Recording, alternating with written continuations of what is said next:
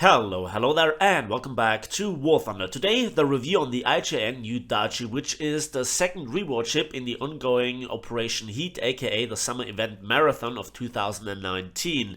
And this ship is a Japanese destroyer that packs quite a punch in many ways, but is far from flawless. And I will run down the complete statistics, compare it to the battle rating equivalent destroyers of other nations, and we also will enjoy right now a 5-minute guide by the ever awesome Drachinifel. I hope you enjoy.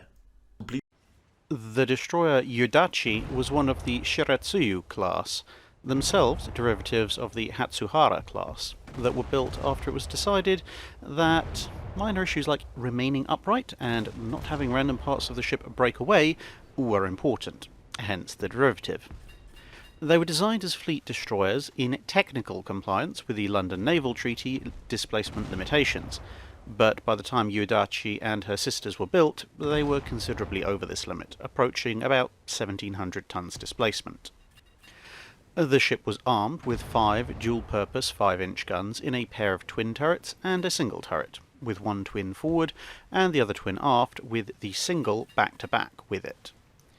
Due to their maximum 75-degree elevation, the only other anti-aircraft armament fitted on launch was a couple of heavy machine guns, but issues with fire control and tracking meant that this theoretical dual-purpose heavy anti-aircraft capability was notional at best most of the time.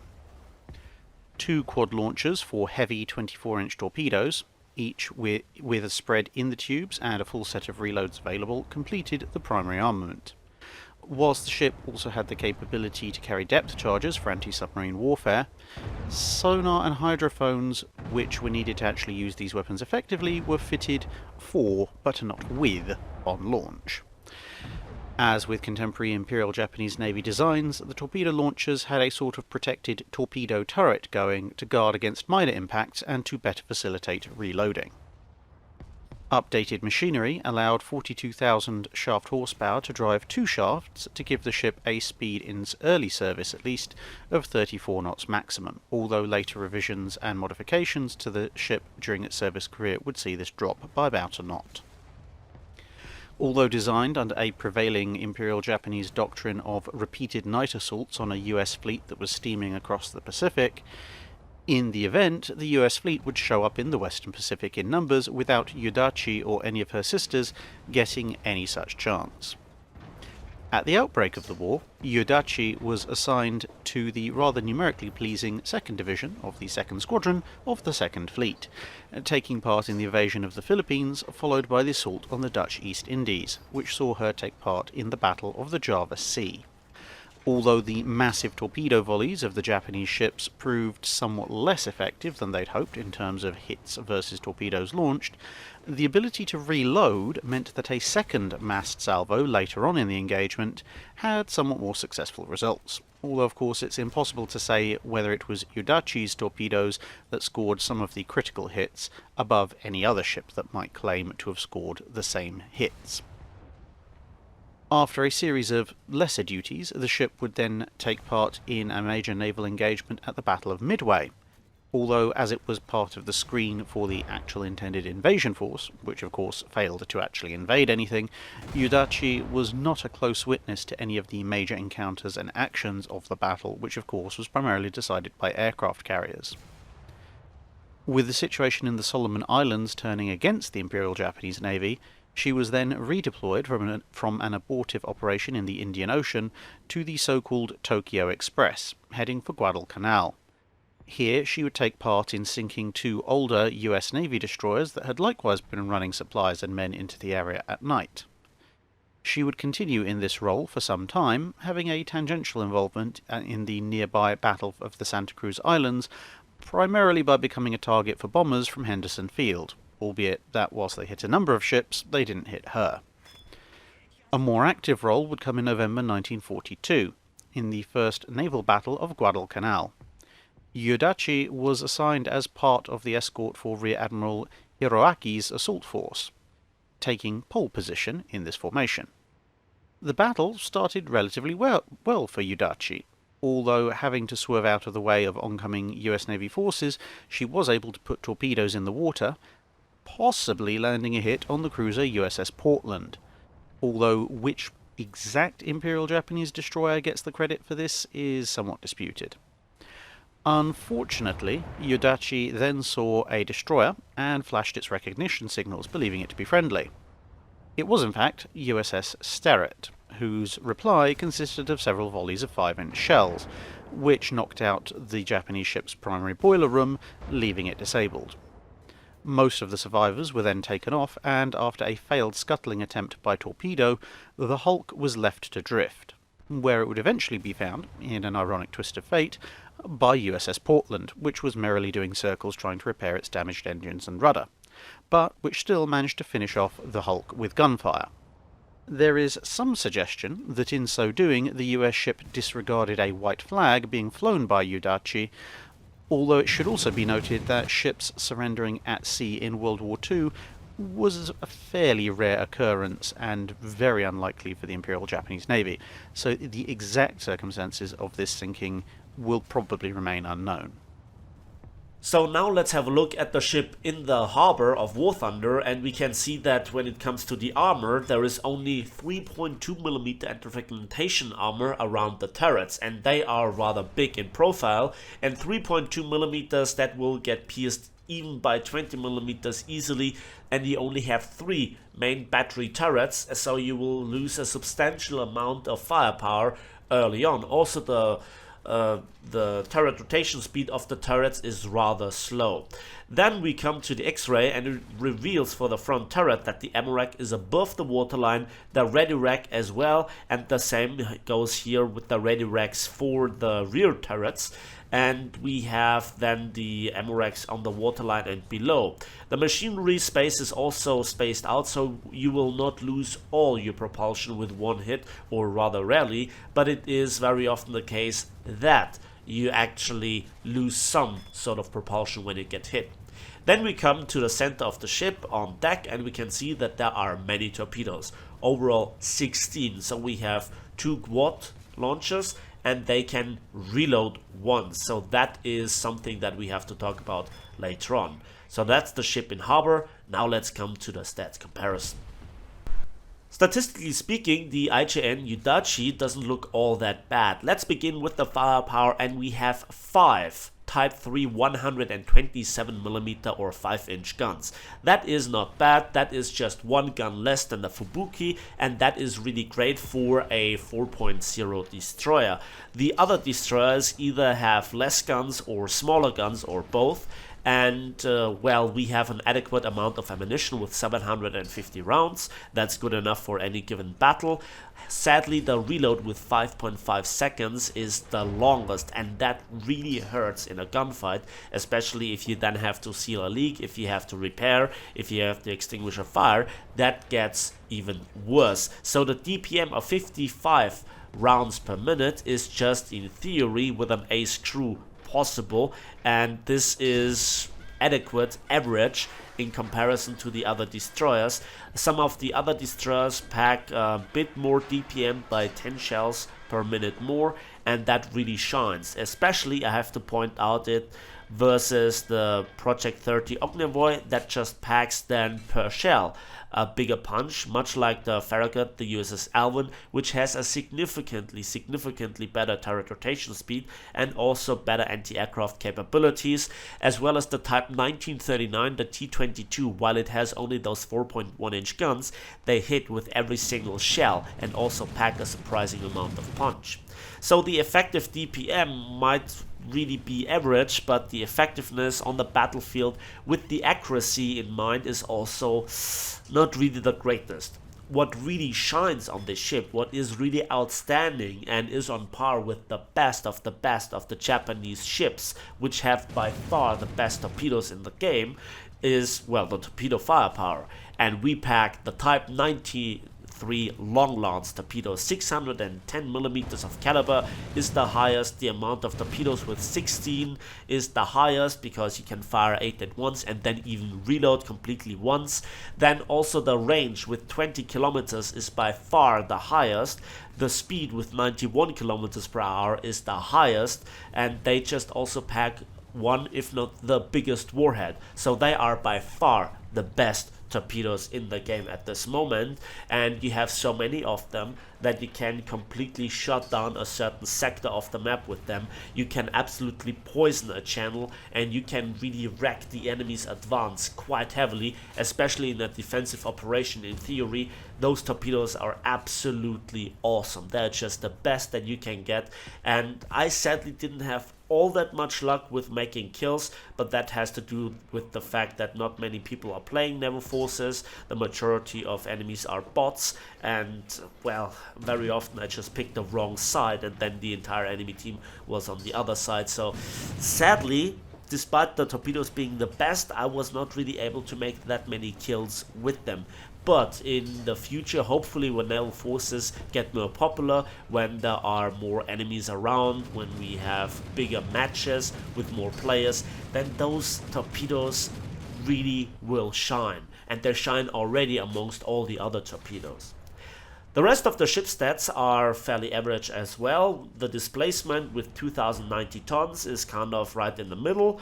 Then we also have the top speed of 63 kilometers per hour, which is not the slowest but not the fastest. It's right there in the middle. And the crew with 180 is also more or less right there in the middle. So the ship has a decent survivability, a decent speed, and the guns are good enough, especially at close quarters. When you have the guns aligned with the enemy, the shells hurt. We will talk about this just in a moment. And then there are the outstanding torpedoes.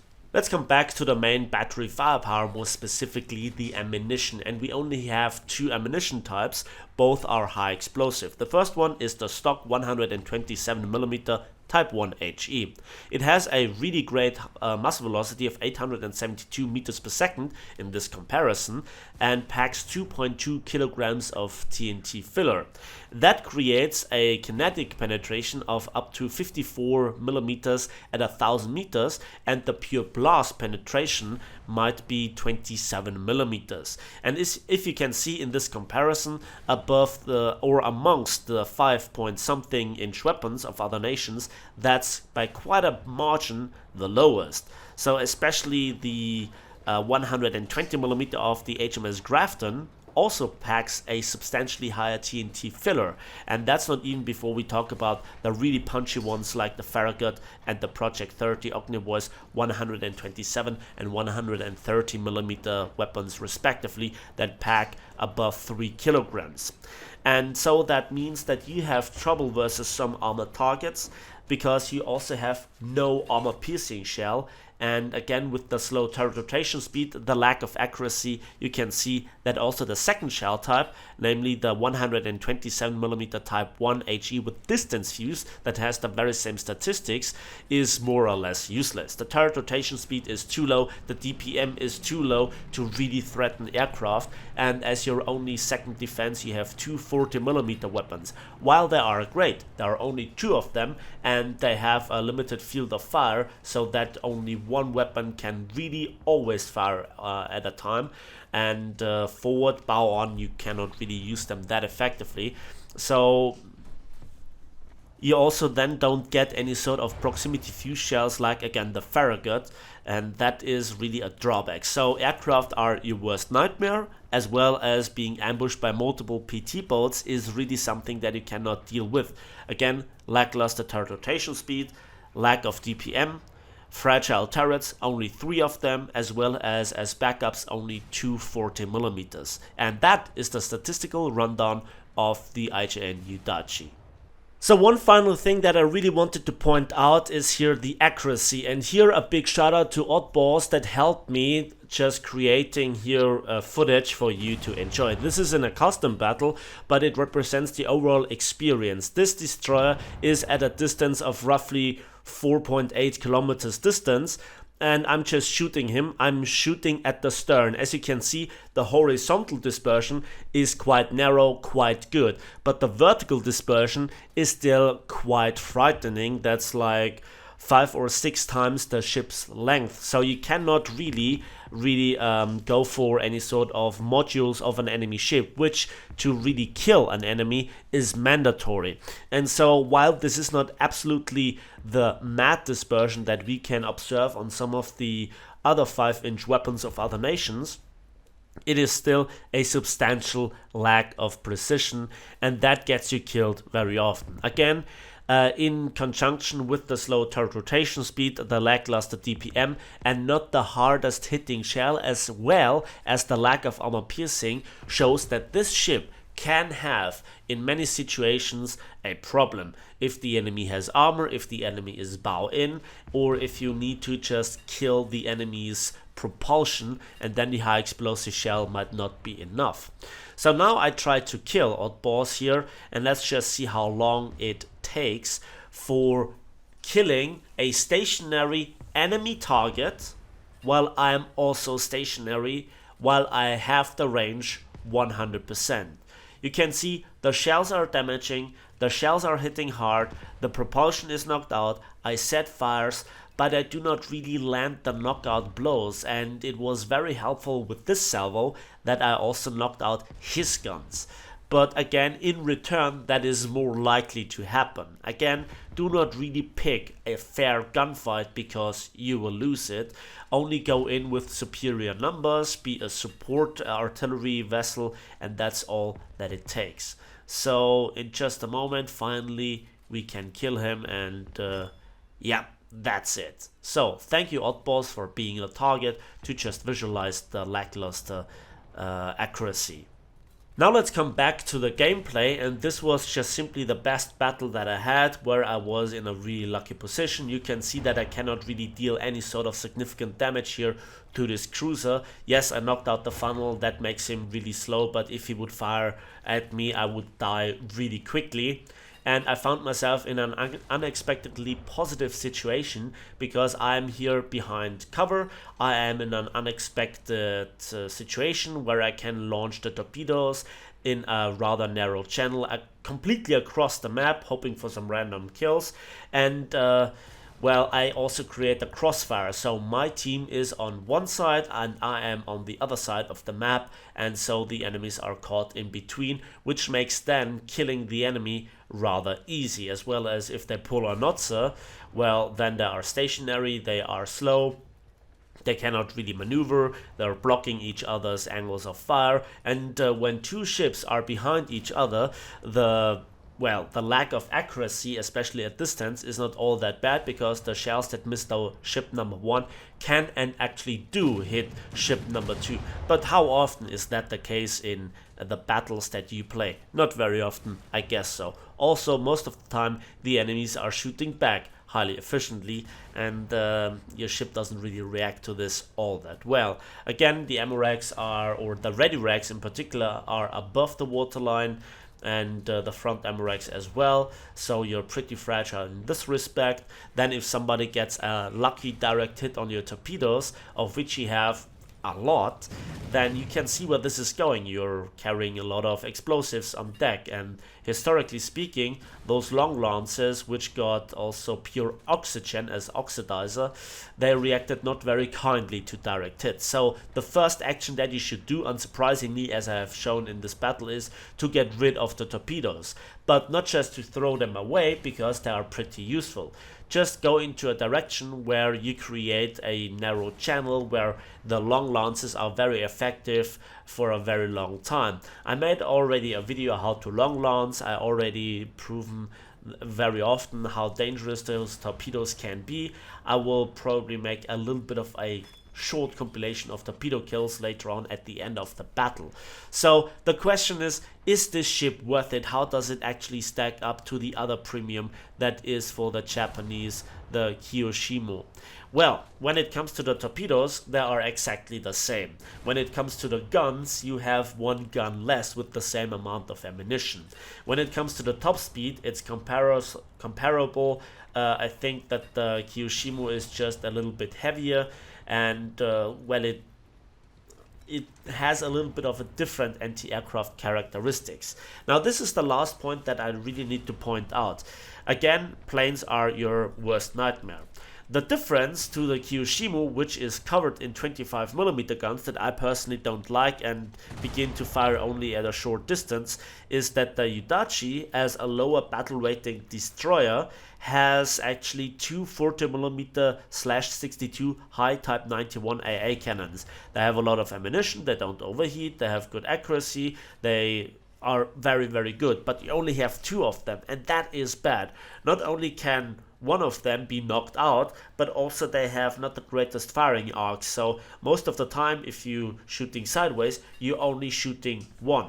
By the way, you just saw me launching some long lances in, again, a poisonous factor, or poisonous vector rather, just shutting down a certain segment of the map.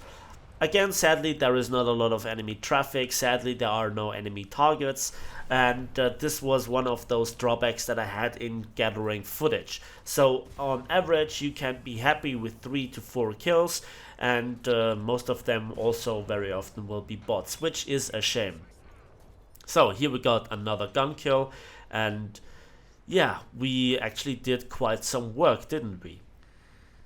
So, is it really worth a ship going for?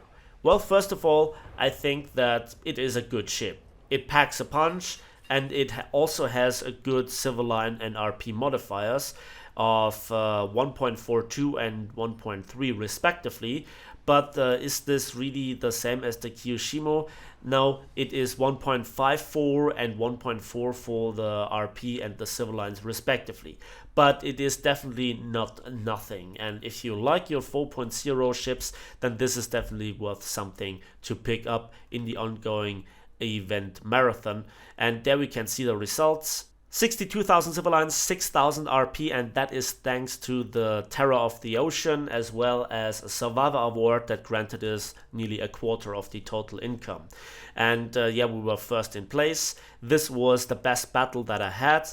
I think the battle footage shown represents the ship pretty well, and it shows you that it is not a gunfight demon, but that it is very, very dangerous in theory with the long lances.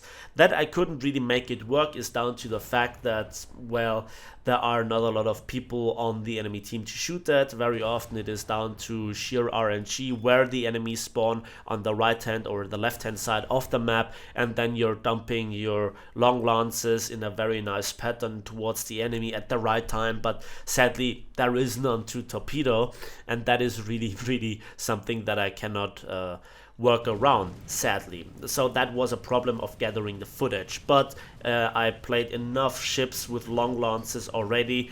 They really are dangerous as all hell. And I hope you enjoyed this review. I hope you enjoyed this 5-minute guide by Drachinifel. Link to his channel in the video description down below. As usual, thanks for watching. Thanks for listening. I hope you enjoyed this video. If so, please give it a like, subscribe if you want to see more, and we'll see each other on the battlefields, in the skies, and on the waves of War Thunder.